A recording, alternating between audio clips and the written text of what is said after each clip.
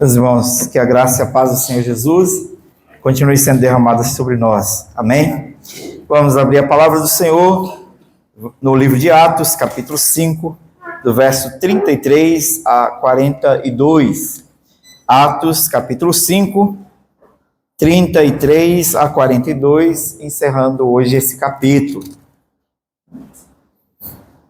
Atos, capítulo 5, do verso 33 ao verso 42. Leamos a palavra do Senhor, que assim diz: Eles, porém, ouvindo, se enfureceram e queriam matá-los. Mas levantando-se no sinédrio um fariseu chamado Gamaliel, mestre da lei, acatado por todo o povo, mandou retirar os homens por um pouco. E lhes disse: Israelitas, atentai bem no que ides fazer a estes homens, porque antes desses dias se levantou Teudas, insinuando ser ele alguma coisa, ao qual se agregaram cerca de 400 homens, mas ele foi morto e todos os quantos lhe prestavam obediência se dispersaram e deram em nada.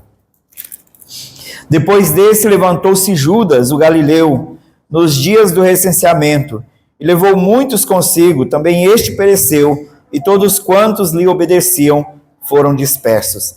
Agora vos digo, dai de mão a estes homens, deixa-os, porque se este conselho ou esta obra vem de homens, perecerá. Mas se é de Deus, não podereis destruí-los, para que não sejais porventura achados lutando contra Deus. E concordaram com ele. Chamando os apóstolos, açoitaram-nos e, ordenando-lhes que não falassem em o nome de Jesus, os soltaram. E eles se retiraram do sinédrio, regozijando por terem sido considerados dignos de sofrer afrontas por esse nome. E todos os dias, no templo e de casa em casa, não cessavam de ensinar e de pregar Jesus, o Cristo. Amém. Senhor nosso Deus, obrigado por sua palavra, obrigado por sua graça, obrigado por seu amor sobre nossas vidas, ó Pai. E agora, Senhor, nós vamos ouvir a exposição da Tua palavra. Pedimos, ó Deus, que o Teu Santo Espírito ilumine mais uma vez o nosso entendimento. Conceda-nos entendimento e maturidade espiritual para recebermos a palavra do Senhor e aplicarmos ao nosso coração, ó Deus. Dá-nos também, Senhor, disposição de mente e de coração para a obediência, que nós possamos praticar aquilo que o Senhor tem falado ao nosso coração. É a nossa oração, ó Deus, no nome santo, bendito de Jesus. Amém e amém. Irmãos, no Supremo Concílio de 2014, na cidade de Natal, no Rio Grande do Norte, nós recebemos como convidado especial o pastor da Igreja Presbiteriana do Cairo, para falar um pouco do que estava acontecendo num crescimento fora do normal na Igreja do Senhor no Cairo naquele período. Interessante que durante esse período que ele descreveu que o crescimento da igreja foi maior, era o período da chamada Revolução Muçulmana, que a igreja copta estava sendo perseguida e que os radicais muçulmanos começaram já a estender a perseguição para outras igrejas também, inclusive para a igreja presbiteriana. E ele relata de um dia que eles estavam dentro do templo, adorando ao Senhor durante o culto, e que o exército da Revolução Muçulmana se aproximou para atacar a igreja. E era bem no horário da oração dos muçulmanos, e que tinham muçulmanos orando por todos os lugares, nas praças, perto daquela igreja, e eles param onde eles estiverem para as suas orações, e que quando os muçulmanos que estavam orando em frente à igreja presbiteriana viram que soldados da Revolução Muçulmana estavam vindo contra a igreja presbiteriana, por causa do respeito que a igreja tinha na comunidade, os próprios muçulmanos se levantaram e fizeram um paredão para proteger a igreja presbiteriana. É interessante, porque eram muçulmanos perseguindo uma igreja cristã, mas muçulmanos defenderam uma igreja cristã contra o ataque de outros muçulmanos. Deus faz dessas coisas. Deus, por sua providência, usa inclusive pessoas que são opostas ao Evangelho, que são contrárias ao Evangelho, muitas vezes para resguardar o progresso do Evangelho. E é esse o caso do que nós acabamos de ler aqui em Atos 5, no verso 33 a 42. O cenário aqui é o sinédrio reunido para julgar os apóstolos. Os irmãos devem lembrar do contexto de Atos 5. Primeiro momento, o problema era interno, dentro da igreja. Ananias e Safira, o pecado dentro da igreja e o juízo do Senhor sobre eles. Mas logo depois o problema se torna externo, quando o sinédrio, quando as autoridades começam a perseguir a igreja por causa do testemunho de Cristo. O testemunho a respeito de Cristo. O cenário aqui então, o contexto aqui então, no verso 33 especialmente, é marcado por extrema tensão entre a igreja e as autoridades religiosas de Jerusalém. Os apóstolos compareceram agora pela segunda vez diante do sinédrio. O sinédrio era a mais alta corte religiosa judaica. Os sacerdotes, o sumo sacerdote, os demais sacerdotes, os anciãos, os saduceus, que era uma seita dentro de Jerusalém, e mestres da lei estavam reunidos para julgar a postura dos apóstolos de pregarem o evangelho no pátio do templo, de pregar o evangelho publicamente em Jerusalém. Tratava-se aqui de oposição da principal autoridade religiosa, social e política dentre os judeus, o sinédrio, a mais alta corte do povo judeu, julgando aquela pequena igreja. Humanamente falando, os apóstolos estavam diante dos homens mais poderosos da nação, daqueles que tinham o poder da morte, inclusive, em suas mãos. E havia tido uma proibição anterior, o Sinédrio havia proibido anteriormente que os apóstolos pregassem em o nome de Jesus. Contudo, os apóstolos não obedeceram e continuaram anunciando publicamente o evangelho da salvação em Cristo Jesus, no templo, no pátio do templo, nos lugares públicos, para que todos pudessem ouvir. Jerusalém estava sendo tomada pela doutrina do evangelho. Jerusalém estava sendo tomada pela mensagem de Jesus Cristo. E o número dos apóstolos, até a última contagem, já passava, o número dos discípulos, da última contagem, já passava de mais de 5.000 homens. A ordem, então, das autoridades é que eles parassem. Mas a primeira ordem havia sido completamente ignorada. E os discípulos continuaram pregando o evangelho de Cristo Jesus em público. A resposta dos apóstolos foi ousada da primeira vez, e agora, novamente, uma resposta ousada e corajosa. Como eu disse, era a segunda vez que eles eram colocados perante o Sinédrio, e a resposta de Pedro inquietou profundamente aquelas autoridades. O que Pedro disse no verso 29 do capítulo 5, antes, importa obedecer a Deus do que a homens. É mais importante obedecer a Deus do que aos homens. Essa resposta de Pedro e dos apóstolos confronta diretamente a autoridade do Sinédrio. Além disso, os discípulos fizeram uma acusação grave. O Deus de nossos pais ressuscitou a Jesus, a quem vós matastes, pendurando-o no madeiro. Além de recusar, além de não se sujeitar à autoridade do Sinédrio, eles agora fazem uma acusação direta contra o Sinédrio, dizendo: Jesus morreu por vossas mãos. A reação foi explosiva do Sinédrio. E o versículo 33 diz que eles estavam prontos para matar os apóstolos. Veja o que diz. Eles, porém, ouvindo, se enfureceram e queriam matá-los. Eles queriam executar os apóstolos de Jesus Cristo. o Sinédrio reage com profunda ira. O orgulho religioso, aquela ameaça ao seu poder, havia confrontado seus corações, confrontado o seu orgulho publicamente, e então eles reagem com ira contra os apóstolos. Os líderes perceberam que, em primeiro lugar, os discípulos não estavam intimidados e não iriam parar de pregar, nem muito menos se retratar pela mensagem do Evangelho. Eles não iriam fazer isso. Segundo lugar, eles continuariam proclamando publicamente o Evangelho da salvação em Cristo Jesus.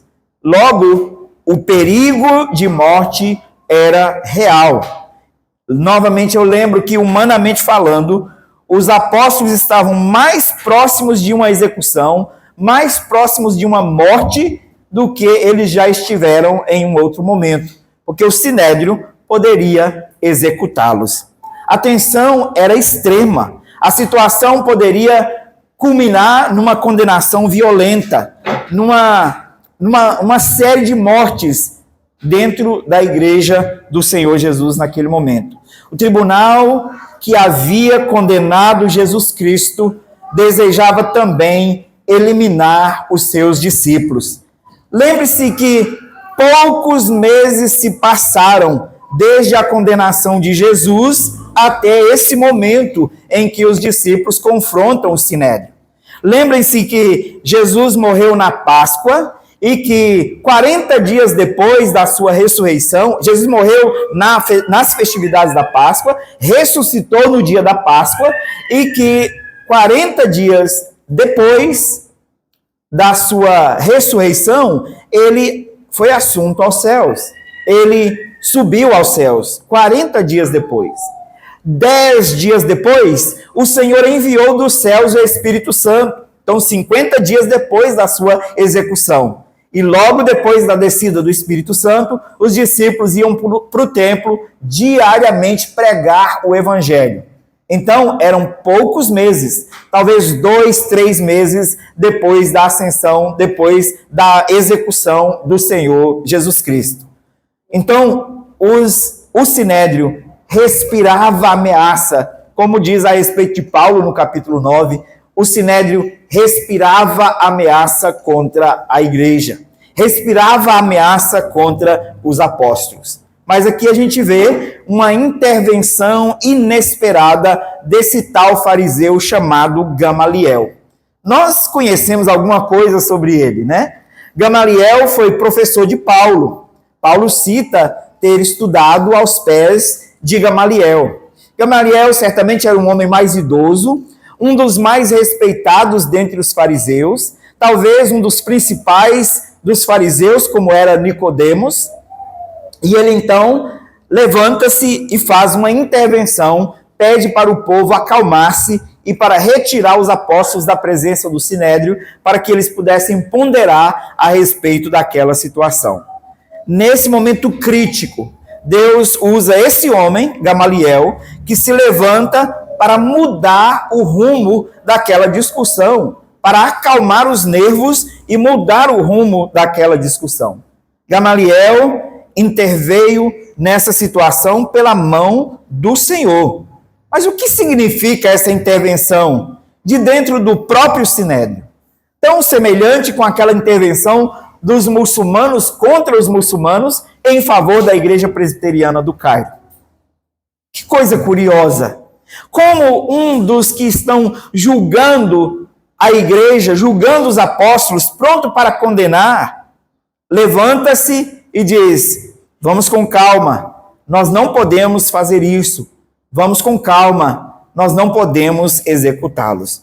Por que isso aconteceu? E como isso favoreceu os apóstolos? Aqui, em primeiro lugar, nós precisamos olhar para, nesse texto, para a providência de Deus por meio de um instrumento inesperado, por meio de um instrumento inimaginável. Ninguém imaginava que Gamaliel se levantaria em favor dos apóstolos. A fala de Gamaliel é bem interessante. Gamaliel diz: tomem cuidado, porque já tiveram outras situações aqui, já aconteceu em outras ocasiões, de levantar pessoas e reunir pessoas em torno de si, ajuntar discípulos, mas logo após a sua morte, tudo se acalma. Então, não sejamos os responsáveis pela morte desses homens. Deixe que eles morram naturalmente, e se esse conselho, se essa religião é de fato do Senhor, ela prevalecerá. Senão, ela morrerá, como aconteceu com os dois casos. Veja o que está escrito no texto. Levantando-se no sinédrio um fariseu chamado Gamaliel, mestre da lei, acatado por todo o povo, mandou retirar os homens por um pouco. E lhes disse: Israelitas, atentai bem no que ides fazer a estes homens. Porque antes desses dias se levantou Teudas, insinuando ser ele alguma coisa, ao qual se agregaram cerca de 400 homens. Mas ele foi morto, e todos que lhe prestavam obediência se dispersaram e deram em nada.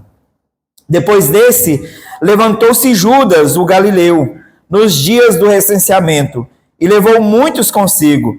Também este pereceu, e todos quanto lhe obedecia foram dispersos. O primeiro conselho, primeira coisa que Gamaliel faz é: preste atenção no que aconteceu a outros homens no passado, e vocês podem imaginar que o mesmo deve acontecer com essa nova religião. Teudas e Judas se levantaram um grupo de seguidores, mas com a morte deles tudo acabou, tudo se finalizou. Então, não sejamos precipitados.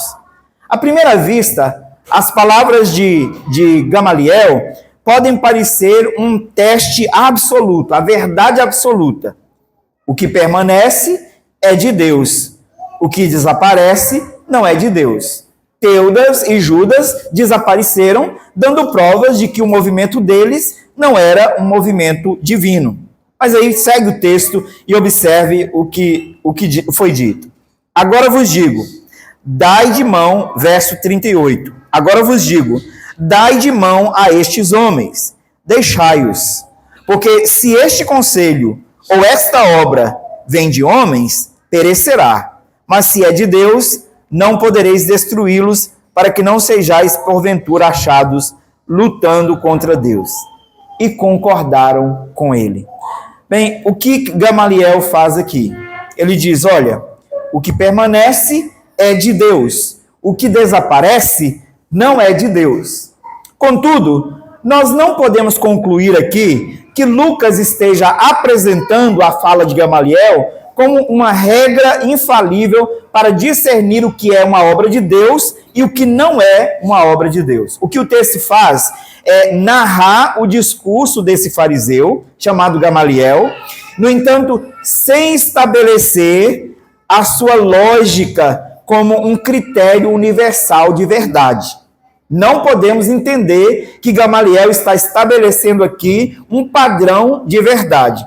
Tudo o que prevalece é de Deus e tudo o que não prevalece em nome de Deus não é de Deus. A gente vê que a própria Escritura mostra que falsas religiões se levantaram em nome de Deus e pereceram.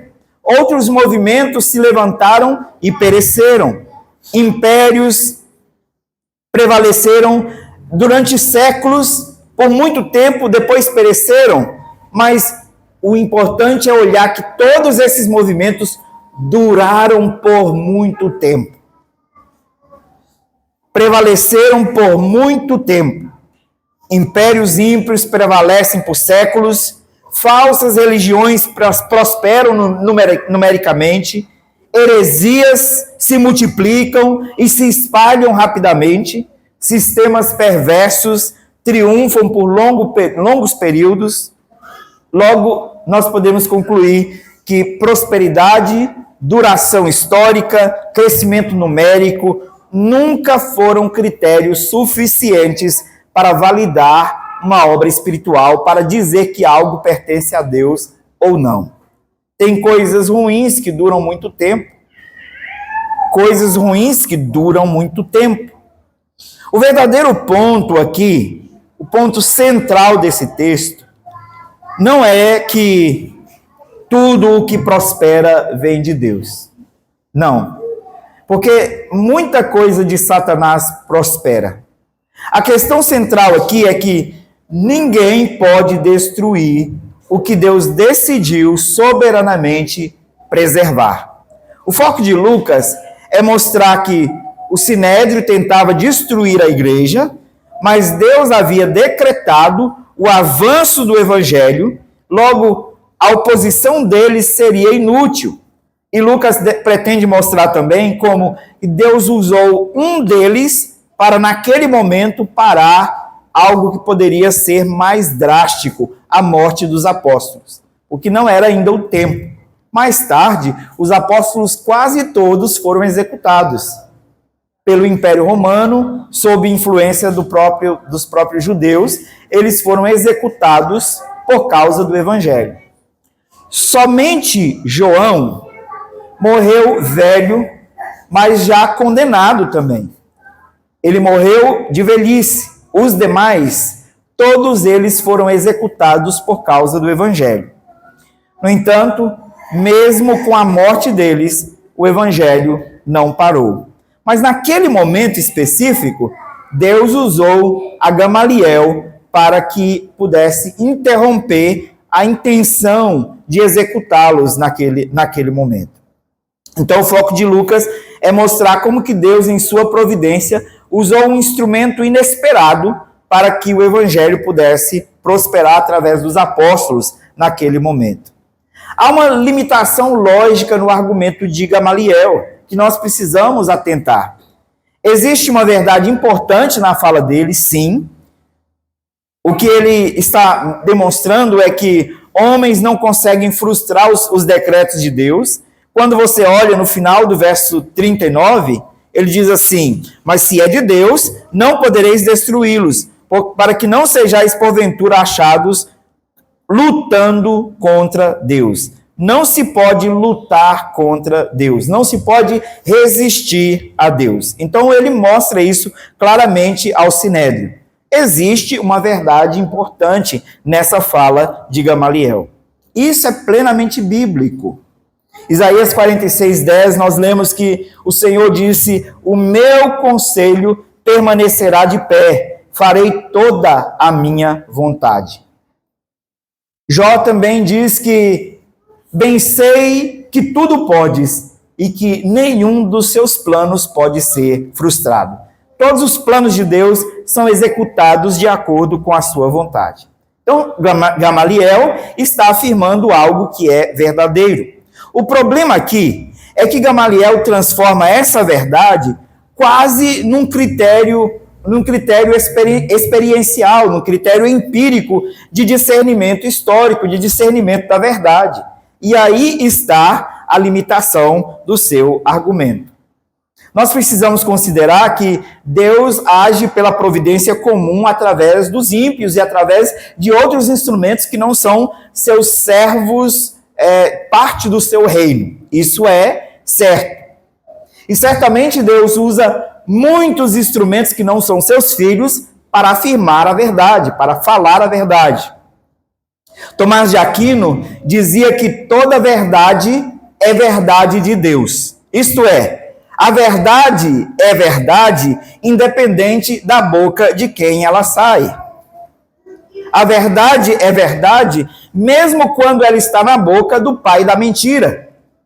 Mesmo quando Satanás fala a verdade continua sendo a verdade.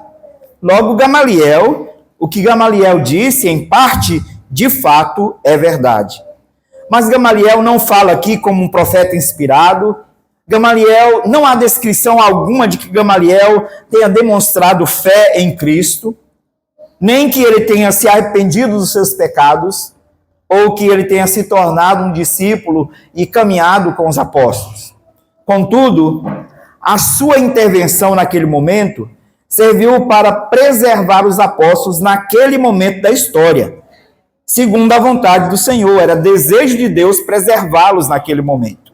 Então Deus usa a fala de Gamaliel para conter a violência do Sinédrio naquele momento. E aqui nós vimos a providência comum de Deus, pela qual o Senhor governa até mesmo as ações dos homens incrédulos, as ações dos homens ímpios, para cumprir os seus decretos. Provérbios 21, verso 1, o Senhor diz: como ribeiros de água, assim é o coração do rei na mão do Senhor. Este, segundo o seu querer, o inclina. Deus inclina o coração do ímpio segundo o seu querer. Ele move o coração do ímpio segundo o seu querer, de acordo com a sua vontade. E aqui nós não podemos ter dúvida de que Deus inclinou o coração de Gamaliel para intervir e, naquele momento, poupar a vida dos apóstolos. Mas a atitude de Gamaliel era muito mais prudência política do que convicção espiritual. Era muito mais medo, receio de cometer um erro histórico do que compromisso com a verdade. Gamaliel, sim, demonstra prudência, ele demonstra cautela política, ele demonstra o temor das consequências de agir precipitadamente e até uma preocupação de não estar lutando contra Deus. O seu objetivo parecia ser, naquele momento, primeiro, evitar tumulto, porque ele acalma o povo e tenta evitar um tumulto, procura evitar que algo se ganhe proporções maiores naquele momento. Também ele tenta evitar a reação popular e o risco de estar lutando contra algo que pudesse ser bom, ser verdadeiro e ser proveniente de Deus. João Calvino entendeu que Gamaliel demonstrou o que ele chama de moderação útil, mas não verdadeira piedade. O ímpio pode demonstrar isso. Moderação útil em favor da verdade, mas não, a sua atitude não é uma resposta de um coração piedoso. Calvino afirma que Gamaliel foi usado pela providência divina, contudo, permaneceu espiritualmente cego quanto ao evangelho.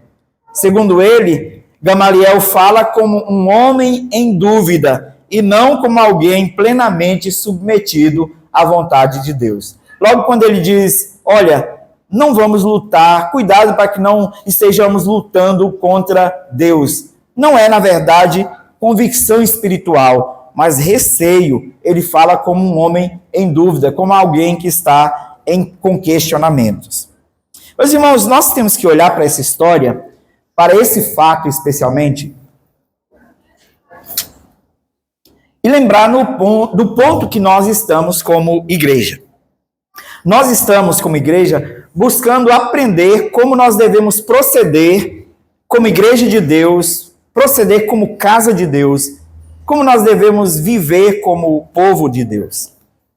E uma coisa é certa ao nosso respeito. Nós desejamos que o nosso trabalho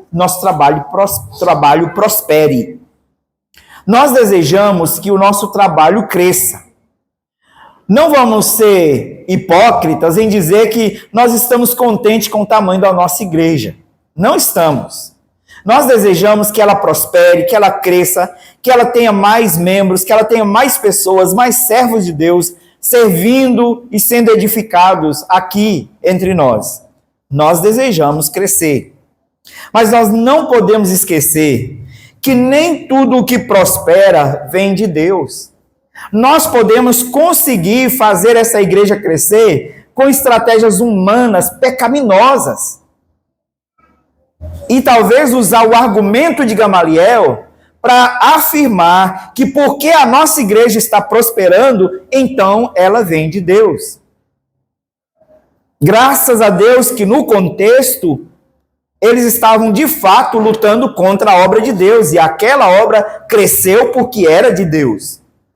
Mas nós também devemos orar e buscar para que a obra que estamos fazendo aqui também seja a obra de Deus e não obra de homens. Nós não podemos esquecer que nem tudo que prospera é sinal da bênção de Deus. Crescimento numérico não é prova automática de que Deus tem compromisso com essa obra. Crescimento numérico não é prova automática de verdade espiritual. O critério da verdade nas Escrituras nunca é o sucesso humano.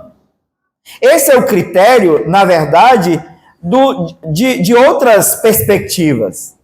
Não de uma perspectiva bíblica, não de uma perspectiva cristã. Esse é o critério do situacionismo, que vai observar que se a situação é favorável, se está tudo dando bem, é porque está ok. Esse é o critério do pragmatismo, que tudo que funciona é bom. Se está funcionando, é porque é bom. Não importa se está certo, importa que está dando certo. Esse é o critério do pragmatismo. Mas o critério bíblico, o critério da igreja, o critério da verdade é fidelidade à palavra de Deus. É fidelidade ao evangelho. Logo, a nossa igreja dará provas de que ela está crescendo, de que ela é obra de Deus, se houver, de fato, fidelidade à palavra de Deus. Ninguém pode destruir aquilo que Deus decidiu soberanamente sustentar. Nenhuma oposição humana será forte o suficiente para destruir ou para conter os planos de Cristo a respeito da edificação de sua igreja. Nada pode conter o avanço do evangelho entre nós, se esta é a vontade, se este é o plano do Senhor. Mas nós precisamos estar certos de que o crescimento só é verdadeiro quando ele é fundamentado, quando o critério da verdade é a fidelidade à palavra de Deus. O Senhor Jesus prometeu e acontecerá. Capítulo 16 de Mateus, no verso 18, ele diz: sobre esta pedra edificarei a minha igreja, e as portas do inferno não prevalecerão contra ela. Nada pode deter o avanço da igreja do Senhor. Nada pode conter o progresso do evangelho. Mas é lamentável quando igrejas querem crescer com estratégias humanas. E que Deus tenha misericórdia de nós, para que o critério do nosso crescimento seja o compromisso com a verdade, seja o compromisso com o Evangelho de Cristo Jesus. Logo depois que Gamaliel dá o seu parecer, a decisão é unânime, final do verso 39, e concordaram com ele. E aqui dá a ideia que todos concordaram com ele. Então, eles tomaram uma outra decisão. De ao invés de dar uma sentença de morte, porque era isso que eles queriam, ao invés de dar uma sentença de morte, como está descrito no verso 33, que desejavam matá-los, decidiu apenas dar uma sentença de açoites, uma punição de açoites, o que era amparado pela lei de Deus. Se houvesse de fato um erro, o Sinédrio as autoridades religiosas poderiam julgar o erro de acordo com as Escrituras e aplicar a punição. Mas o Sinédrio, mais uma vez, erra, porque os apóstolos não estão errados. O próprio testemunho do Espírito, no registro de Atos, testemunha que os apóstolos estavam corretos em resistir à vontade do Sinédrio, em ser contrário àquilo que o Sinédrio determinou. E o Sinédrio toma uma segunda decisão errada. Eles decidem, então, punir os apóstolos. Mas a providência de Deus aqui, maravilhosamente, transforma o sofrimento em alegria, fidelidade e constância, perseverança na proclamação do Evangelho. E é a segunda parte do que nós vimos que acontece aqui, a alegria dos apóstolos e a perseverança deles diante da perseguição. Versos 40 a 42 diz assim: chamando os apóstolos, açoitaram-nos e ordenando-lhes que não falassem o nome de Jesus, os soltaram. E eles se retiraram do Sinédrio, regozijando por terem sido considerados dignos de sofrer afrontas por esse nome. E todos os dias, no templo e de casa em casa, não cessavam de ensinar e de pregar Jesus, o Cristo. Aqui nós vimos, em primeiro lugar, a providência de Deus através de Gamaliel. Deus interpõe através daquele membro do Sinédrio e poupa a vida dos apóstolos. Mas a providência de Deus não eliminou o sofrimento. O conselho aceita a recomendação de Gamaliel, os apóstolos não são executados, contudo, isso não significa eliminação do sofrimento. O verso 40 diz que chamaram eles de volta e então executaram a sentença de açoites. Além da sentença de açoites, houve também uma outra sentença, uma determinação de que eles não pregassem mais no nome de Jesus. E logo depois, eles foram soltos. O Sinédrio demonstra com isso que continua rejeitando o Evangelho. A ira das autoridades não desaparece. Ela é apenas aplacada, ela é amenizada. E então eles não executam os apóstolos, mas eles punem os apóstolos com açoites. Os discípulos agora sofrem violência física por causa do Evangelho de Jesus Cristo. Talvez a gente lê, o texto é muito sucinto em dizer assim, chamando os apóstolos, açoitaram-nos e ordenaram que não pregassem mais no nome de Jesus. Mas nós não entendemos ou não lemos tudo o que está por trás de açoitaram-nos. O que significava ser açoitado pelo Sinédrio? O açoite judaico era uma punição severa, dolorosa, humilhante. Quem apanhava, apanhava em público. Era exposto à ignomínia. E vocês devem se lembrar o significado da palavra ignomínia, que é a vergonha pública, o vexame público. Os discípulos foram colocados, então, em um lugar público e, então, foi executada a sentença dos açoites. Como é que o Sinédrio julgava? O Sinédrio julgava a partir da própria lei de Deus. E, geralmente, eles, inclusive, tomavam a lei de Deus e liam a lei de Deus antes de aplicar as sentenças. E, possivelmente, isso aconteceu naquele dia. E eles baseavam os açoites em Deuteronômio 25, verso 3. 40 açoites lhe farás dar, não mais, para que porventura, se lhe fizer dar mais do que estes, teu irmão não fique aviltado aos teus olhos. Então, eles aplicaram essa sentença da lei de Deus para os apóstolos, porque eles entendiam que eles estavam quebrando algum princípio da lei de Deus. É certo que a lei ponderava para evitar que o executor ultrapassasse o limite, eles decidiram ponderar e os judeus, então, normalmente contavam até 39, não aplicava a 40ª chicotada. Mas quem geralmente era condenado a açoites, ele era condenado a uma sentença de açoite, 2 sentenças, às vezes 3 sentenças de açoite.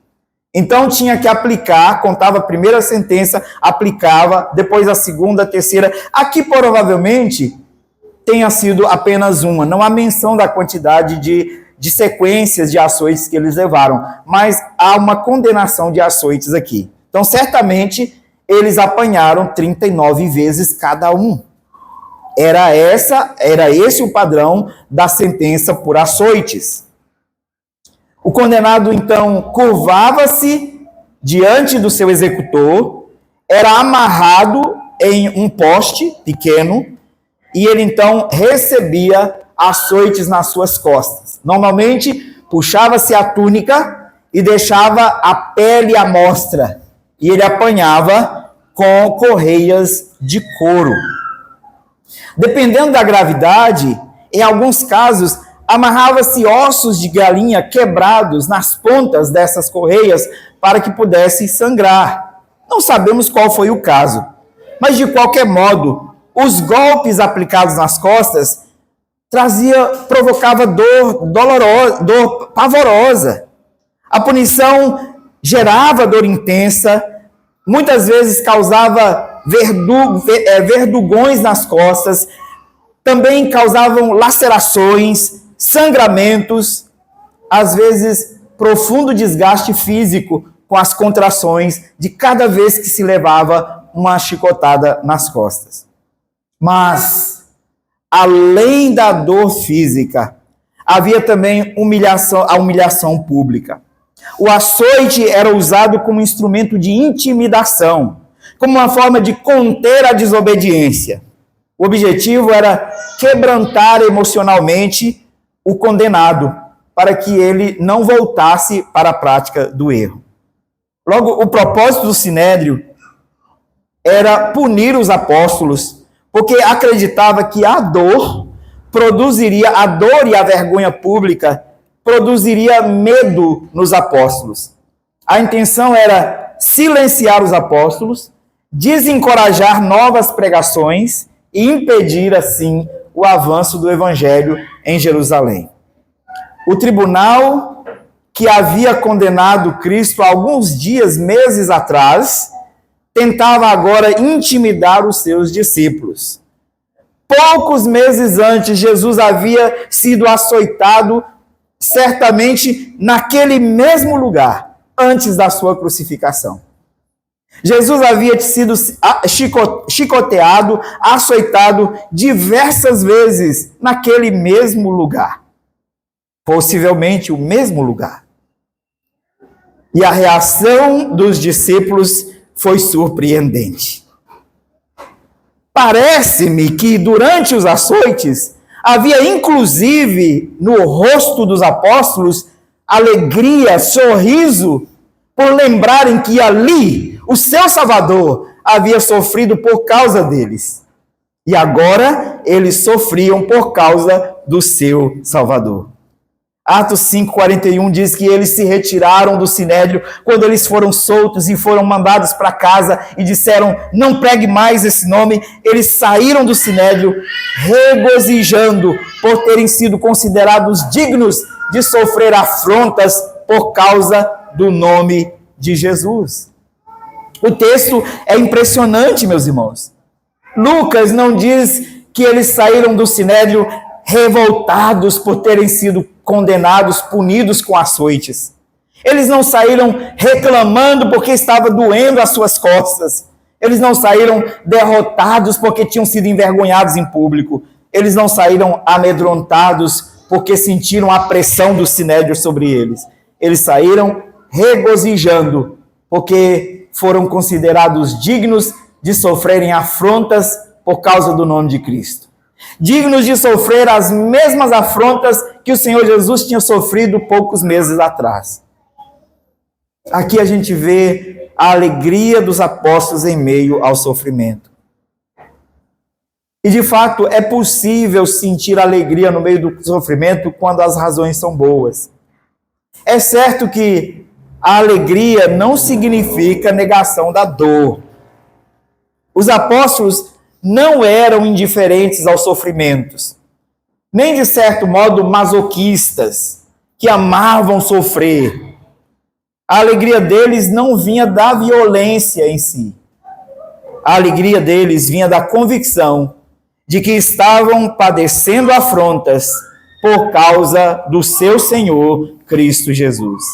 Na verdade, a alegria deles era uma convicção de que, de certo modo, estavam sendo comparados ou equiparados ao seu Senhor, ao Senhor Jesus Cristo. Eles entendiam que sofrer por causa do Evangelho era uma honra e um privilégio diante do Senhor. Eles sentiam que estavam, daquele modo, participando dos sofrimentos de Cristo.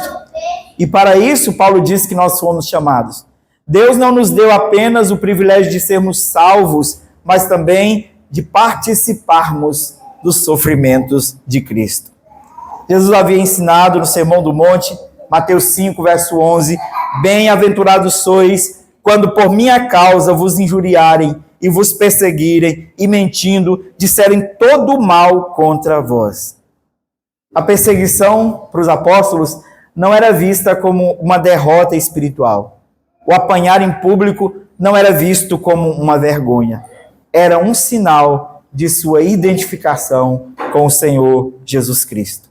Uma identificação pública com aquele que tinha sofrido a ignomínia, a vergonha pública, os açoites por causa dos seus próprios pecados. E maravilhosamente, irmãos, nós conseguimos ver no último verso que a perseguição não interrompeu o progresso do Evangelho, a missão da igreja. Atos 5:42 diz que todos os dias, no templo e de casa em casa, não cessavam, não pararam de ensinar e de pregar a Jesus o Cristo. O sofrimento não silenciou os discípulos. Os açoites não puderam interromper a missão da igreja. O texto destaca uma perseverança contínua, todos os dias, no templo e de casa em casa.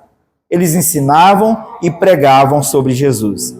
Aquilo que o Sinédrio tentou impedir, continuou acontecendo, e creio eu, com maior intensidade do que anteriormente. Porque agora eles estavam tão motivados e considerando tão dignos, ou tão alegres de terem sido considerados dignos de padecer afrontas como aquelas que o Senhor padeceu, que agora eles fariam qualquer coisa lícita, justa, por causa do Evangelho. E esta deve ser a postura cristã diante da perseguição por causa do nome de Cristo. A igreja, certo, não busca sofrimento, nós não fazemos isso, nós não somos masoquistas, nós não procuramos a dor, mas a igreja não abandona a verdade para evitar a dor. A igreja não abandona a verdade para evitar sofrimento. A igreja tem que demonstrar que, ainda que os homens sejam ameaça contra ela, contra a integridade dos seus membros, o temor a Deus sempre superará o temor dos homens. E a igreja sempre será capaz, pela graça do Senhor, de dizer como Pedro: importa antes obedecer a Deus do que aos homens. Os apóstolos compreendiam que o Evangelho é verdadeiro e que nenhuma aflição por causa do Evangelho é inútil nas mãos de Deus. Todo sofrimento por causa do Evangelho tem finalidade, tem propósito. João Calvino, comentando esse texto, disse que os apóstolos consideravam mais preciosa a honra de sofrer por Cristo do que toda e qualquer glória desse mundo. Na verdade, eles consideravam mais preciosa a honra do sofrimento pelo Evangelho do que a própria vida. Eles consideravam mais a Cristo do que a própria vida. Assim, meus irmãos, nós temos que novamente voltar para nós como igreja. Nós vamos nos organizar esse ano, se Deus quiser. E nós estamos buscando aprender como nós devemos proceder como igreja de Deus. Sim, nós queremos proceder de modo fiel. Nós queremos glorificar o nome do Senhor através da fidelidade na pregação do Evangelho. No entanto, nós sabemos que fidelidade a Cristo pode significar oposição e sofrimento do mundo. O mundo imporá sobre nós oposição, resistência e, às vezes, sofrimento. Mas nós não podemos abandonar o nosso compromisso com a verdade para evitar sofrimento, para evitar perseguição. Alguns pastores têm tomado o cuidado do modo como eles falam a respeito de certos pecados no púlpito, para que não sofram cancelamento e perseguição. Evitam certas menções, não nomeiam certos pecados, dão novos nomes, com medo de sofrer perseguição. Isso vai se tornar cada vez pior. Como eu disse para os irmãos já algumas vezes, eu corro o risco de ser interrompido a qualquer momento num dia, num sermão, e alguém entre vocês levantar e dar voz de prisão e me acusar de coisas de intolerância, de coisas que estão criando para conter a verdade, para mudar a verdade, transformando a verdade de Deus em mentira. Sim, eu corro esse risco. Os pregadores do Evangelho correm esse risco. Como eu disse, isso já está acontecendo em países que nós jamais imaginamos, como o Canadá, onde pastores estão sendo presos por pregarem a verdade.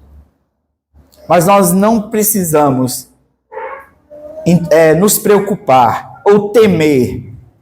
Antes, temos que ter a mesma postura que os apóstolos.